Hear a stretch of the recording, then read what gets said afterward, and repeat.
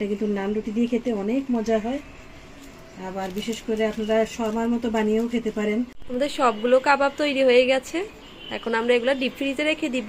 ডোবা তেলে ভাজলে কিন্তু এটা আরো ফুলকো ফুলকো হয়, কিন্তু আমরা তো অত তেল খাই না। এদিকে আম্মু দুধ নিয়ে নিয়েছে, আজকে আমাদের একটা স্পেশাল খাবার রান্না করবে, ওটা আমাদের অনেক পছন্দ। এই তো মাছটা হয়ে গেছে। আসসালামু আলাইকুম, সবাই কেমন আছেন? আশা করি ভালো আছেন। এখানে সকালবেলা এই শাকগুলা কিন্তু একদম চিমটাই গেছিল। হ্যাঁ, আমি যখন নিয়ে আসছি তখন একদম চিমটা চিমটা ছিল।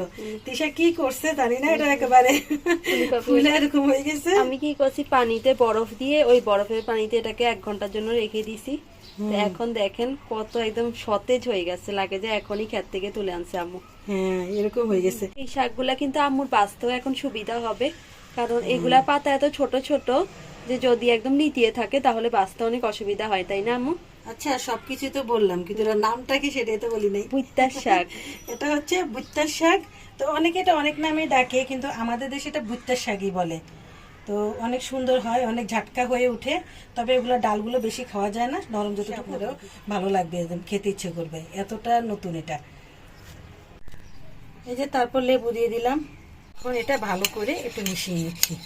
আর কিছুই দিতে হবে না, বেশি না, 2 দিনও দেওয়া যায়, তাহলেও কিন্তু আপনার চুল এতটাই ভালো হবে, এত বেশি বেশি গজাবে তা আপনি ভাবতেও পারেন। আমরা কাবাব বানাচ্ছিলাম, আর আমরা এই যে উপরে একটা কাটারের অংশ আছে ওটা না লাগাই সবকিছু দিয়ে দিছি।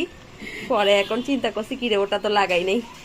চপারের সবাই এত বেশি প্রশংসা করছে যে চপারের নজর লেগে গেছে, এটা এখন এত ডিস্টার্ব দিচ্ছে কি বলবো আর। চপারটা অনেক পুরান হয়েছে তো এই জন্য। আম্মু এখন কাবাবগুলা বানিয়ে নিচ্ছে, আর আপনাদের সাথে একটু শেয়ার করছে যে আম্মু কোন পদ্ধতিতে কাবাব তৈরি করে, লম্বা কাবাবটা। চাপ দেওয়ার সাথে সাথে লম্বা হয়ে গেছে, দেখছেন? তো এটা আপনার একদম লম্বা করে নিতে হবে তেমনটা কিন্তু না, যে আপনি শুধু একটু মানে চাপ দিবেন, চাপ দিলে এভাবে লম্বা হয়ে যাবে। আম্মু এইভাবেই সহজ পদ্ধতিতে কাবাব তৈরি করা, এটা অনেক সহজ। এটা অনেক একটা সহজ পদ্ধতি। এই যে কত লম্বা হয়ে গেছে। তো ফ্রোজিং করে রেখে দেব, তারপর যখন আমাদের ভেজে খেতে মন চায় তখন ভেজে খেতে পারবো, অথবা নান রুটি দিয়ে খেতে পারেন। এটা কিন্তু নান রুটি দিয়ে খেতে অনেক মজা হয়। আবার বিশেষ করে আপনারা শর্মার মতো বানিয়েও খেতে পারেন, যে শসা, কাঁচামরিচ, পেঁয়াজ, ধনেপাতা এগুলো সব কিছু দিয়ে অনেক মজা হয়। ভাজার সময় যদি একটু বাটার দিয়ে ভাজে তাহলে আরও বেশি ভালো লাগে। আমি তো লম্বা লম্বা করে ভেজে নিচ্ছি, বানিয়ে নিচ্ছি। তবে একটার সাথে একটা লাগাই রাখবেন না, তাহলে কিন্তু আবার লেগে যাবে। আমাদের সবগুলো কাবাব তৈরি হয়ে গেছে, এখন আমরা এগুলো ডিপ ফ্রিজে রেখে দিব। যখন একটু শক্ত হয়ে যাবে তখন আমরা একটা জিপলক ব্যাগে ঢুকিয়ে দিই। ফ্রিজে এত জাম হয়ে গেছে যে মানে কোনো কিছু জায়গা দিতে পারতেছি না। আমাদের আসলে একটা ডিপ ফ্রিজ লাগবেই সামনে, না? মাশাআল্লাহ, গ্রামটা কিন্তু অনেক সুন্দর আসতেছে। রাখার সময় আমি ভুলে ভাঙি গেছে, এখন তাড়াতাড়ি করে এই বানানোর পদ্ধতিটা আমার কাছে খুবই ভালো লাগে। কি সুন্দর হয়ে লম্বা হয়ে গেছে, দেখছেন? চাপার সাথে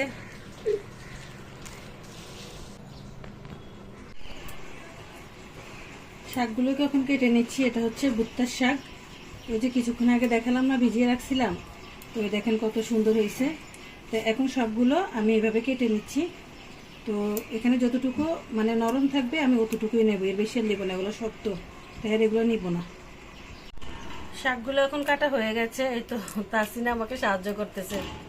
আজকের এই শাকগুলো না একটু বেশি বাড়তি নিয়ে ফেলছি। পাতাগুলো নিতে পারছি, ডালাগুলো নিতে পারি নাই, সেগুলো প্রচুর শক্ত।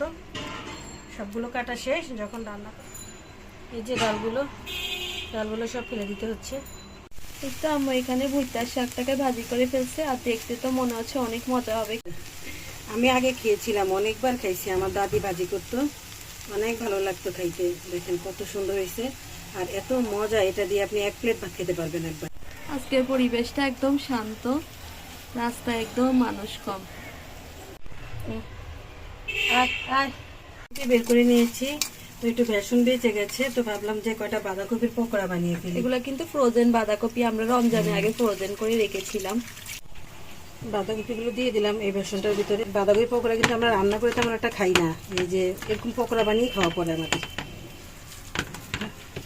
মিশিয়ে ফেলেছি।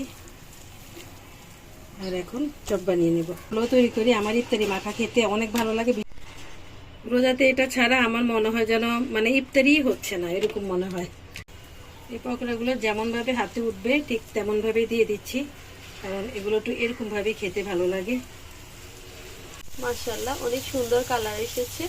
আম্মুর এই পকোড়াটা সবসময় অনেক সুন্দর কালার আসে, আর খাইতেও ভালো লাগে না, অনেক মজা হয়। ডোবা তেলে ভাজলে কিন্তু এটা আরো ফুলকো ফুলকো হয়, কিন্তু আমরা তো অত তেল খাই না, প্রতি ব্লগে আপনাদেরকে বলি।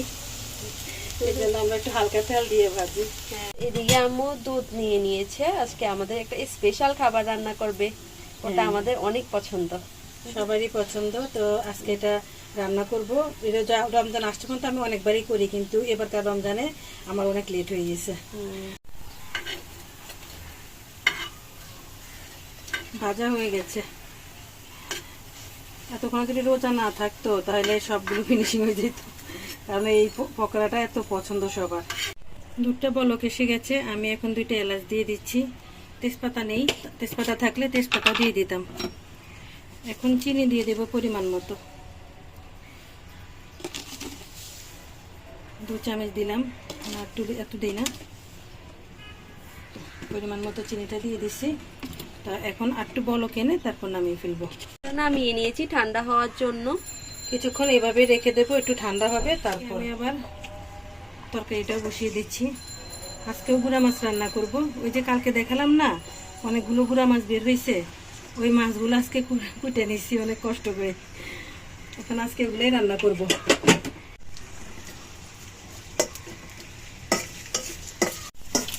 আর এই তো বানাবো বলেও অনেক কিছু ভেজে ফেলেছি। রসুন বাটা দিয়ে দিচ্ছি।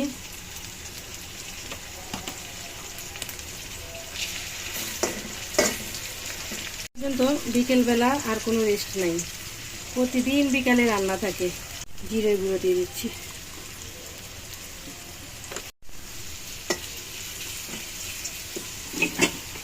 এখন দিয়ে দেব টমেটোগুলো।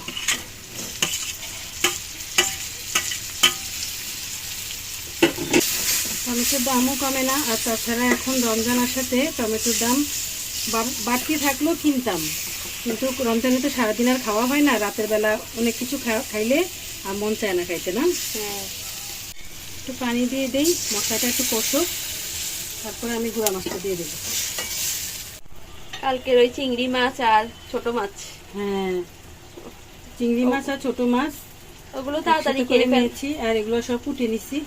তাড়াতাড়ি খেয়ে ফেলাই ভালো, স্বাদ নষ্ট হয়ে যেত তাহলে। হ্যাঁ, এটা কষানো হয়ে গেছে, এখন এটা মাছগুলো দিয়ে দিচ্ছি।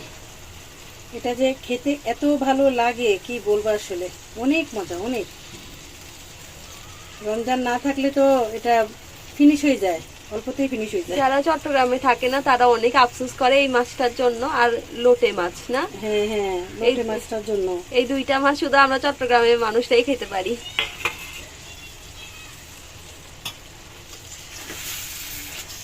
আজকে আমি কোনো আলু দেবো না, আজকে শুকনো শুকনো করে রান্না করব, মানে একটু চিপচিপা ঝোল থাকবে, বেশি ঝোল থাকবে না। আর টমেটো দিয়ে রান্না করবো। আর আমি যে এখন লাড়তেছি, এরপরে আর লাড়বো না, কারণ আর লাড়াও যাবে না, ওগুলো ভেঙে নাহলে গুঁড়ো গুঁড়ো হয়ে যাবে। এখনই ভালো করে একটু লেড়ে দিচ্ছি, এবারে মানে আর দেবো না, এতটুকুই। রাস্তা মিডিয়াম করে রেখে দেবো অনেকক্ষণ। পুদিনা পাতাগুলা কালকে থেকে আরো একটু বেশি বড় হয়ে গেছে। এই তো মাছটা হয়ে গেছে, তো এখন আমি ধনেপাতা দিয়ে দেব। ধনেপাতা দিয়ে দিলে এটা কাজ শেষ। আর একটু কিছুক্ষণ চুলায় রাখবো, তারপরে তুলে ফেলবো। আম্মু বাদাম আর কিশমিশ কেটে রাখছে, আর এই দেখেন একটা ইন্দুর আম্মু থেকে কতগুলা কিশমিশ ইফতারি পরে খাওয়ার জন্য চুরি করে নিছে। আমাদের শ্যামাই, আমরা সবসময় লাচ্চা শ্যামাইটাই বেশি খাই, আব্বু এটা বেশি পছন্দ করে। দুধ ঢেলে দিচ্ছি। কেমন পুরোটা দিব না, কারণ পুরোটা খাওয়া যাবে না, মানে রমজানে খাওয়া অনেকটাই বেঁচে যাবে। ভাজা শ্যামা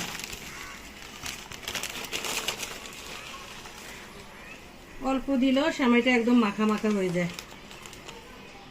মানে এই জন্য এখন অল্প করে দিব, কারণ এই সেমাইটার সাথে যদি একটু দুধটা ভেসে ভেসে না থাকে তাহলে ভালো লাগে না। আমরা একটু তাড়াতাড়ি তৈরি করে রাখছি, আমরা কিন্তু এটা সন্ধ্যার পরে খাবো, মানে ইফতারের পরে খাবো, কিন্তু আম্মু এটা ফ্রিজে রাখবে যাতে এটা সুন্দরভাবে সেট হয়ে যায় সেমাইটা। হ্যাঁ, এখন দেখছি আর কি অনেক দুধ, কিন্তু কিছুক্ষণ পর এটা ফুলে একদম ঘন হয়ে যাবে। এখন বাদামগুলো দিয়ে দিচ্ছি, এখন দেখা যাচ্ছে না, যখন ফুলে উঠবে তখন দেখা যাবে। এই তো রেডি হয়ে গেছে লাচ্ছি সেমাই। এখন এটা আমরা ফ্রিজে রেখে দিব সেট হওয়ার জন্য। হ্যাঁ, ফ্রিজে রেখে দেবো, আর যখন একটু ঠান্ডা হয়ে যাবে তখন আমরা খাবো। ইফতারের পরে খাবো, আর ইফতারের পরে খেতে এইসব ঠান্ডা ঠান্ডা ডেজার্টগুলো অনেক ভালো লাগে, অনেক মজা লাগে। হ্যাঁ, অনেক ভালো লাগে। আমাদের সেমাই পুরা রেডি, আমরাও খাওয়ার জন্য বলছো, ইফতার করা শেষ, এখন অনেক বেশি সেমাইটা খেতে ইচ্ছা করছে। হ্যাঁ, ইফতারের পরে তেমন একটা ভালো লাগেনি, কিন্তু আমরা এখন একটু কিছুটা ঝাল খাবার খাইছি, এখন মন চাইছে একটু সেমাইটা খাই, তো বের করে নিয়ে আসলাম। আর ঠান্ডাও হয়ে গেছে। আর দেখেন কত সুন্দর, এই যে বাদাম কিশমিশ দিয়েছি, আর আমি একটু পানি পানি করে রান্না করছি। পছন্দ এই সেমাইটা, কারণ এই সেমাইটা অনেক মজা হয় খেতে। সবগুলো বেড়ে নিচ্ছি, আর বাদাম আর কিশমিশ দিছি, এতে আরো বেশি ভালো লাগতেছে না? কিশমিশ তো আমার অনেক বেশি পছন্দ।